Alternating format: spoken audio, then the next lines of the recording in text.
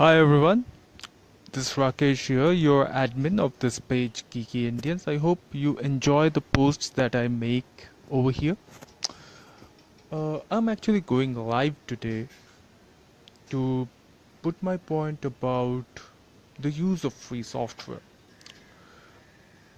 As you might have seen in my posts, I am a free software enthusiast and I myself am a free software user and encourage others to use free software.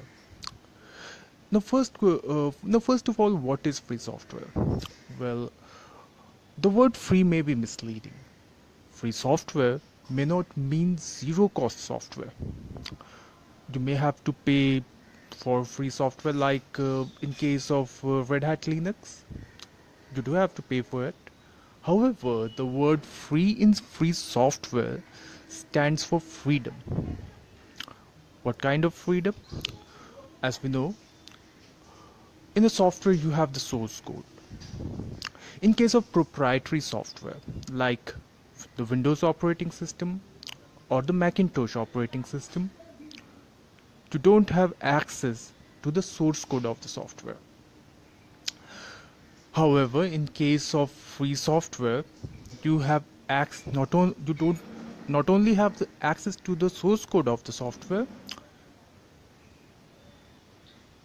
Under the license agreement, that is the GNU GPL license, you can actually modify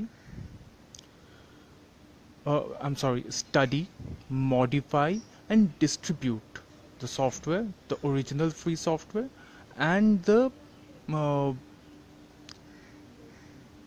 and the modified version of the software. All right, so this is how this is how Linux started actually. First, uh, when uh, when proprietary software was taking over, Richard Stallman was not happy with it. So he started the GNU project to build an operating system, a Unix-like operating system. Back then, Unix was not a free software. So he started the project. Uh, Programmers across the world contributed to it. And by 1991, I think by 1989, the software was almost ready. The GNU operating system was almost ready.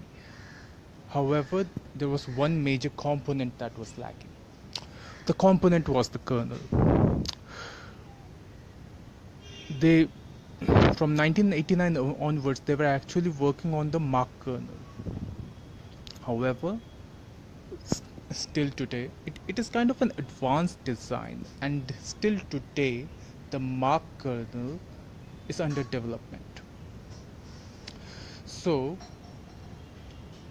however, they were quite lucky. A Finnish student named Linus Torvalds built a kernel with the help of other programmers and released it under GNU General Public License.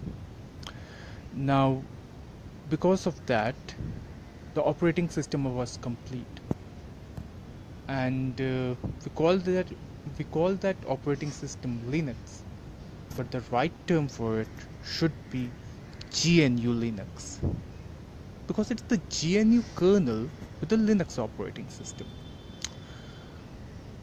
Now, enough discussion about Linux, but the point I'm trying to make is the freedom associated with the software. If you have access to the source code of the software and you have the free legal freedom to modify and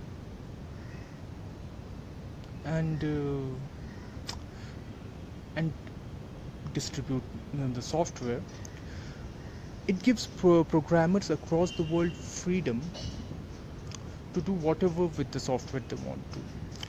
For example, I'll give you an example. Think of a corporation using Linux.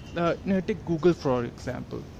Google uses an operating system named Ubuntu, which is a modified version of Ubuntu operating system. Now, similarly, other companies can modify the source code and customize the software, not only the operating system but other free software like a word processor, maybe LibreOffice. They can modify the source code of the software and use it as per their own needs. What it does, it can potentially help increase the productivity at workplace. You are not controlled by the software, you are the ones who control the software. That's the fundamental point that should be understood. And last but not the least, many of you, the users, are using Windows operating system on your desktop today or laptops. And in India, China, entire developing world, majority of you have not paid a dime for it, right? In other words, pirated software. Now, why are you able to use pirated software? Do you think why? Do you know why Microsoft is letting forgo this amount of money they could have potentially made while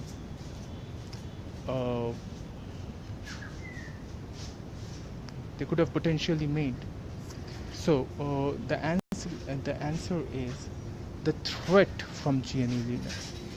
If they put strict controls over the Windows operating systems, user will shift over to Linux, and it would get so popular that Windows would disappear from the face of earth. So, if you are able to use the Windows operating system for free today on your desktop or laptop, it is because of GNU Linux. Do remember that. And I would personally encourage all of you to shift over, if you are a desktop or a laptop user, to shift over to GNU Linux. There are many distributions available. You can start off with Mint, Ubuntu, and later graduate to Fedora or Arch Linux. I have never used Arch Linux, but I've never Fedora user since the beginning. It works fine. And if you are a programmer, it's great for you. With Linux, you have access to GCC, and of course, Linux is the most secure operating system. How many virus attacks do we know Linux has been through? I think just one. That's it. Just one. Windows. As you talk the better. All right. I'll go live with the free software talk a little while back. Sometime back. Sometime later. I'm sorry. And discuss more about it. I'll save this video even on YouTube. This is the first time I decided to go live with my ideas on free software. These are not actually my ideas. They are actually Richard Stallman's ideas, and I'm just encouraging you to use free software. That's it. A little while back, sometime I will go live again in a few hours.